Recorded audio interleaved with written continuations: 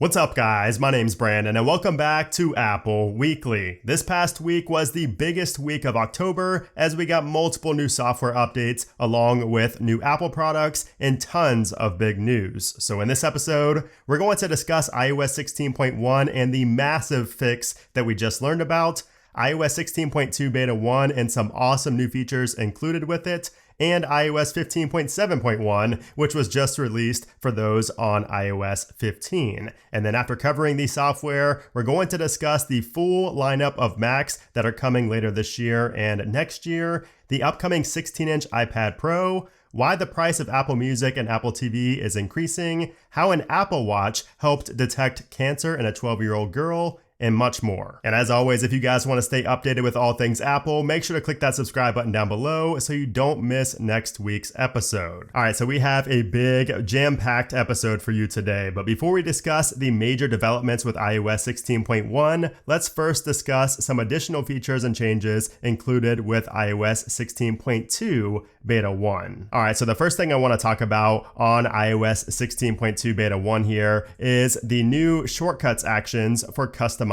the lock screen. So now, instead of only changing the default lock screen wallpaper, you can change it for the lock screen that you're currently on. So that was not able to be done on iOS 16 or 16.1, but now finally you can do this. And this is huge if you use the dynamic wallpaper shortcut, which I've made multiple videos on here on the channel. I will leave those linked down in the description below if you don't know what I'm talking about. But this is huge if you use this shortcut, and now you can get a new wallpaper daily and it won't reset you back to the default lock screen wallpaper. Let me show you what I'm talking about. All right, so you can see here, I am not on the default first lock screen. We're on a customized lock screen right here on both devices. Now, if we run this shortcut right here, we're gonna run this on both 16.1 on the left and 16.2 here on the right. You can see here it's still working on 16.1. We're gonna set that. And now you can see if we go back to our lock screen, it takes us to the first lock screen, the default one. Now, if we do the same thing here on 16.2, you can see we just set it. And now if we go to our lock screens, you can see we're still on the current one. We're not on the default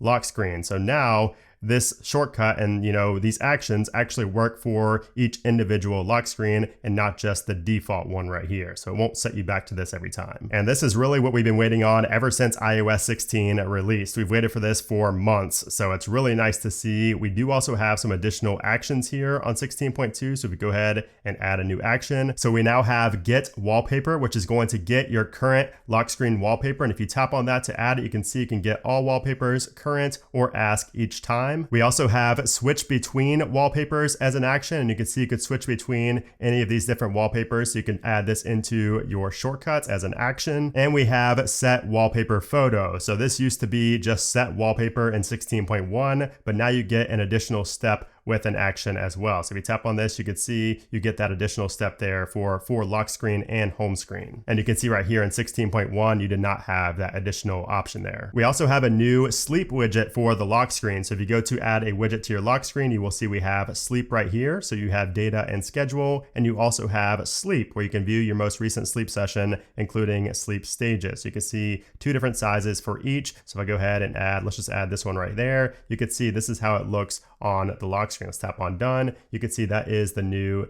sleep widget here in 16.2. We also have a new look to the lossless button in music. So you can see we have kind of like that little rectangular outline around it. So that is a little bit different than it was on previous versions. And if you have an iPhone 14 Pro series, you will notice that the music in the dynamic island is larger when it's a secondary activity. When it's over there pushed to the right, it's much larger than it was on 16.1. This update also adds support for unintentional SOS calls. So if you make an SOS call and you cancel it, you will see that you now get a little form where you can fill out and report information back to Apple. There's also this new text on the shutdown screen that says swipe to call emergency services. So that does not appear to be in previous versions of iOS 16. This update also adds support for the Super Nintendo controller for the Nintendo Switch. So this is pretty cool if you do want to use that old old school inspired controller with your iPhone or iPad. Now, something else interesting in 16.2 is that if you go into any of the little charts here in the weather application for weather, precipitation, any of that, you can see if you go along the graph right here, you could see up above the temperature in this instance, it goes by the minute instead of by the hour. So in 16.1 and 16.0, it went by the hour. Each scrub was by the hour, but now you can get very specific with the exact minute. If we head into the stocks application and tap on the three dots up in the top right, we have a new section here for sort watch lists by. So you can sort your watch list now by all of these different options right there, which is nice. And as usual, we do also have some changes in the code for 16.2 beta 1. So first off, we have recognize my voice for Siri on the iPhone and the iPad. So this is no longer just for the HomePod. You can see in the code that has been added in there. I was not able to see this though inside of the settings. There's also a new live activity setting for more frequent updates. So this allows for more frequent updates and lets you see more real-time information, but can drain your battery faster. That's what it says there. Although I've not seen any applications that have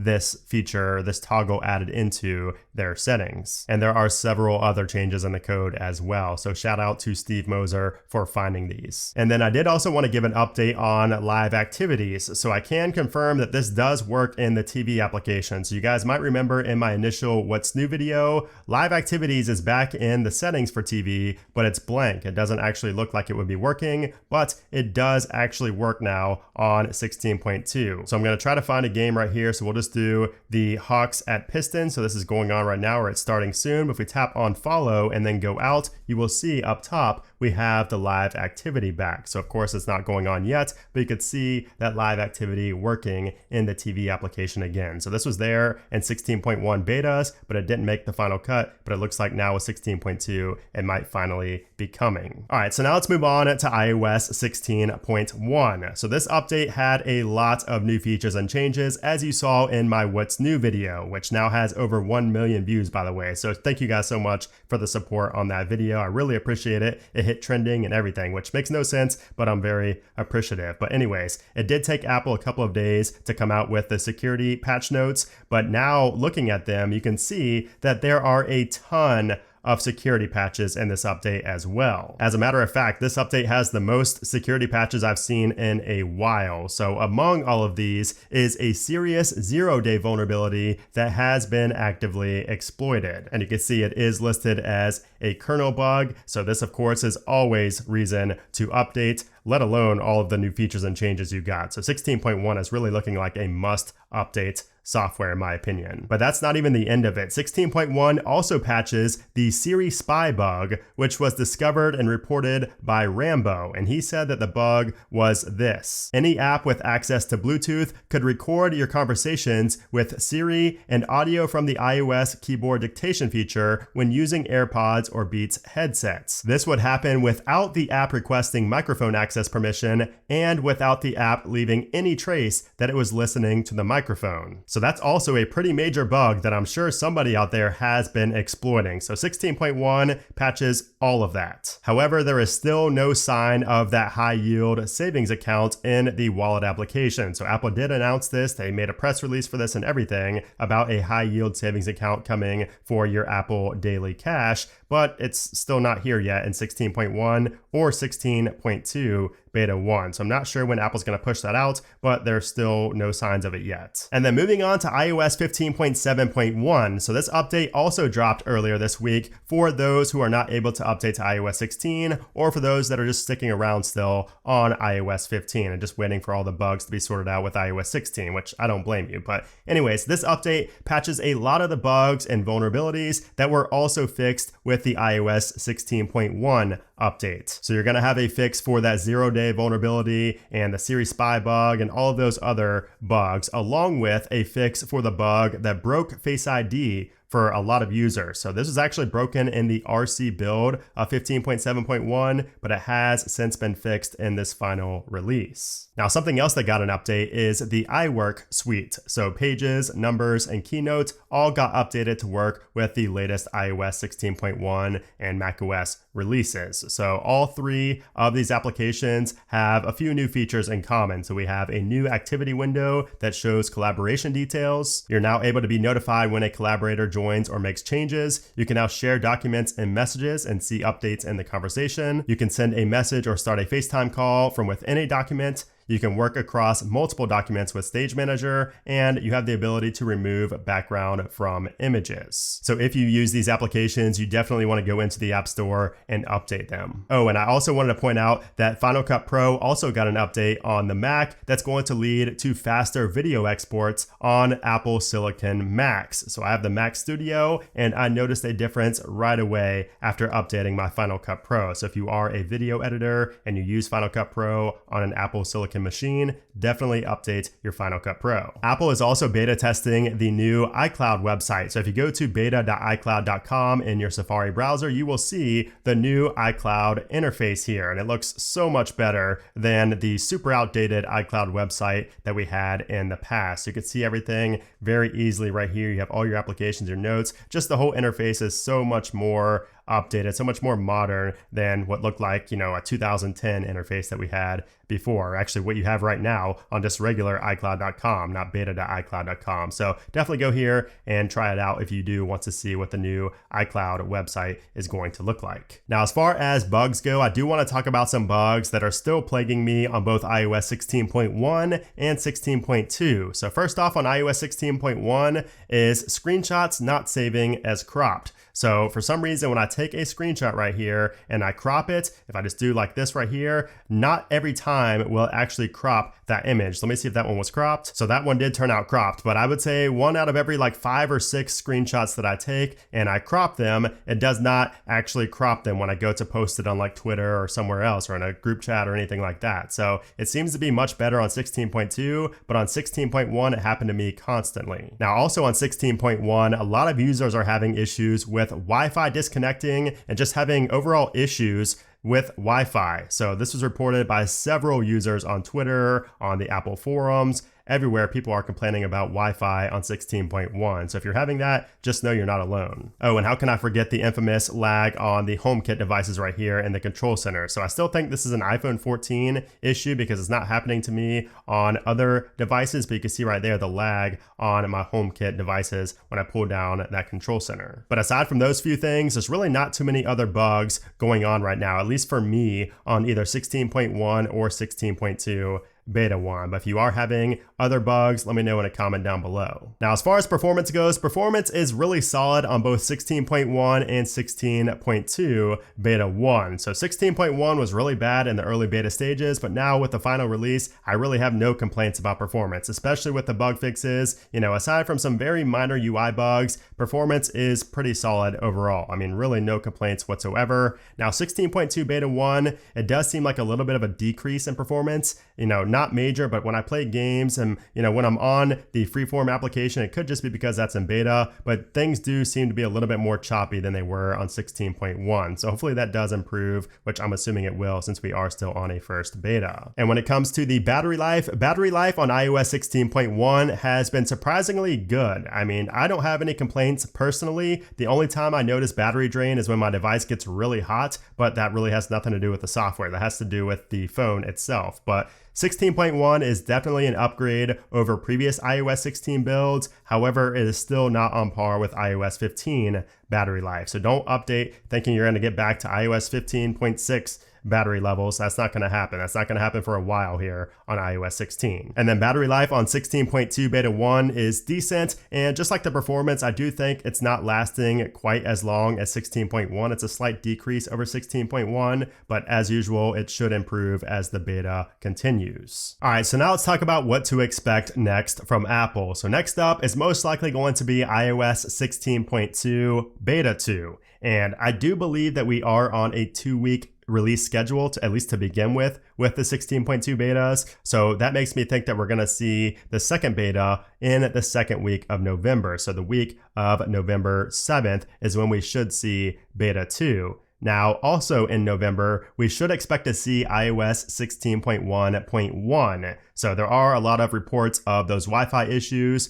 so that alone could lead to a release of 16.1.1 sooner rather than later. And of course, Apple is also always patching up security vulnerabilities. So we could see even a 16.1.2 before we get 16.2, which I don't expect 16.2 until sometime most likely in early December. All right, so now let's move on to the latest Apple news. And first up, let's talk about iPhone 15. So we've already heard the rumors about USB-C coming to the iPhone and other expected changes, but now we have a new one, and that is solid state buttons. Here's what Ming-Chi Kuo had to say. My latest survey indicates that the volume button and power button of two high-end iPhone 15 models may adopt a solid state button design similar to the home button design of the iPhone 7, 8, and newer SEs, to replace the physical mechanical button design. There will be taptic engines located on the internal left and right sides to provide force feedback to make users feel like they are pressing physical buttons. He then continues by talking about the number of taptic engines increasing, and then says that Android smartphones will likely follow Apple's design. So this is very interesting, and I think it makes sense in terms of less moving parts, less breakable parts, but it also seems like a solution to a problem that isn't really there. Or, maybe software features in the future will make this more compelling,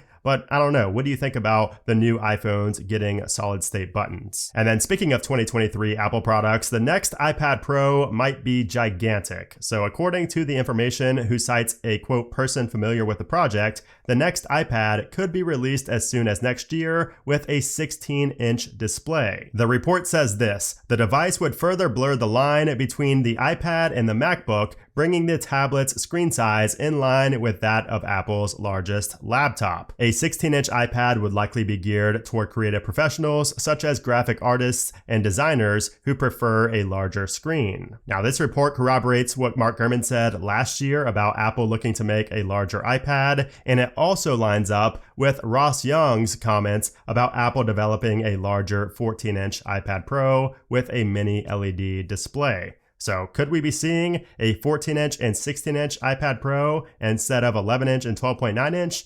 We shall see. And then if you're in the market for a new Mac, you might want to listen up, and you might want to wait as well and not buy any Mac right now. So Mark Gurman just revealed some very interesting details about what's coming next for the Mac. So he talks about the M2 Pro and M2 Max MacBook Pros, and he says that the M2 Max will have 12 CPU cores made up of 8 performance cores and 4 efficiency cores and 38 graphics cores. It's also going to come with up to 64 gigabytes of memory. The M2 Mac Mini is going to have the same M2 chip as the MacBook Air and the 13-inch MacBook Pro, which includes 8 CPU cores and up to 10 graphics cores. And the M2 Pro variation is just going to have more cores, so you will have a more powerful M2 Mac Mini as well, or M2 Pro Mac Mini. But the Mac that's going to steal the show is the new Apple Silicon Mac Pro. We've been waiting on this thing forever, and now it seems even more insane than we could have even imagined. So here's what Gurman said. My belief is that the Mac Pro will be offered with options for 24 and 48 CPU cores and 76 and 152 graphics cores, along with up to 256 gigabytes of memory. And Gurman shares a configuration of the Mac Pro that Apple is actively testing, and it has 24 CPU cores, 16 performance and 8 efficiency, 76 graphics cores, and 192 gigabytes of RAM. That is just absurd. I mean, I cannot wait to see the price tag on this thing because those numbers are insane. I mean, my Mac Studio is extremely powerful, but I cannot imagine this new Mac Pro. Now, as for the release date, he does say that the new MacBook Pro and Mac Mini will be available within, quote, the coming months, and the Mac Pro is not expected until next year in 2023. But man, oh man, this is going to be exciting to see. And then this past week was a big one for Apple shareholders as Apple revealed their Q4 earnings. So they recorded a record revenue of $90.1 billion. However, they missed on iPhone sales and services. So you can see the breakdown of the revenue right here. So the iPhone was $42.63 billion, Mac was $11.51 billion, iPad $7.17 billion, which was a big miss right there, down 13% year over year. Wearables, home and accessories $9.65 billion, and services $19.19 billion. So all of those billions of dollars, and they're about to make more money because Apple has just increased the price of Apple Music and Apple TV Plus. So Apple Music is now $1 more for individuals and $2 more for families. Apple TV Plus is $2 more, and Apple One is going up by approximately $3 a month as well. And Apple said that the increase in the Apple Music subscription price was due to increased licensing costs. Apple also said that artists and songwriters will earn more per stream as a result of the pricing tier changes. And then as for Apple TV Plus, Apple said that the increased price reflects the growing catalog of original TV shows and movies. And then finally, let's talk about how an Apple Watch helped discover cancer in a 12-year-old girl. According to Our Detroit, a 12-year-old girl was wearing an Apple Watch when it suddenly started alerting her about abnormally high heart rates. And due to these continuous alerts, her mother took her to a hospital where doctors removed her appendix as treatment for appendicitis, but that wasn't it. Doctors also discovered that she had a tumor on that now removed appendix. But after further examination, it was discovered that the cancer had already spread to other parts of her body. So she then had to undergo more surgery to remove the cancer throughout her body. So luckily she's now in good condition, but the mother said that she wouldn't have gone to the hospital as early as she did if it were not for the Apple Watch alerts. So that Apple Watch quite literally saved her life, and that is just so awesome to see. So there you have it. That is the latest batch of Apple news from this past week, along with some updates on iOS 16.1 and 16.2. I hope you guys enjoyed this video. If you did, I would appreciate if you give it a thumbs up. Also, make sure to subscribe for more iOS 16 coverage.